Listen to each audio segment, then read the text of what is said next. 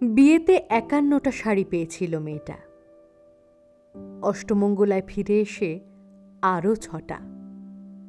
এত শাড়ি একসঙ্গে সে জীবনেও দেখেনি। আলমারির প্রথম থাকে সে রাখল সব নীল শাড়িদের। হালকা নীল একটাকে জড়িয়ে ধরে বলল, তুই আমার আকাশ।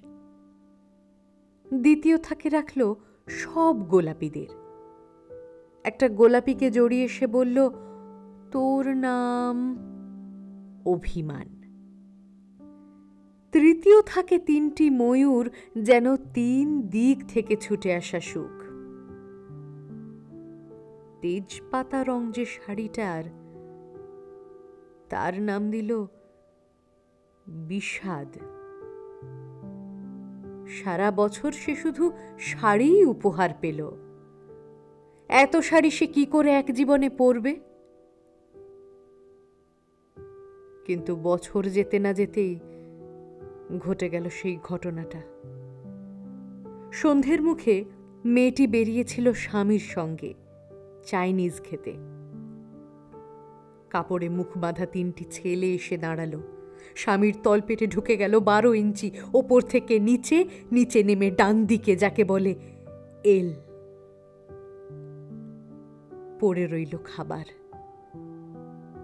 চিলিফিশ থেকে তখনও ধোঁয়া উঠছে। এর নাম রাজনীতি,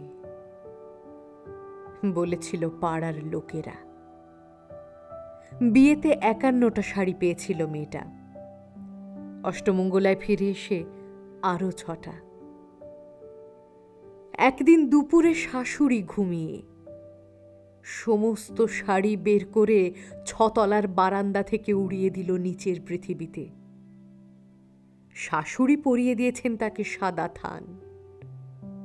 ১৯ বছরের একটা মেয়ে, সে একা। কিন্তু সেই থানও ঝটকায় খুলে নিল ৩ জন। পাড়ার মোড়ে একটি সদ্য নগ্ন বিধবা মেয়ে দৌড়াচ্ছে আর চিৎকার করছে, বাঁচাও, বাঁচাও, আমাকে বাঁচাও। পেছনে ৩ জন। সে কি উল্লাস! নির্বাক পাড়ার লোকেরা। বিয়েতে ৫১টা শাড়ি পেয়েছিল মেয়েটা। অষ্টমঙ্গলায় ফিরে এসে আরও ৬টা।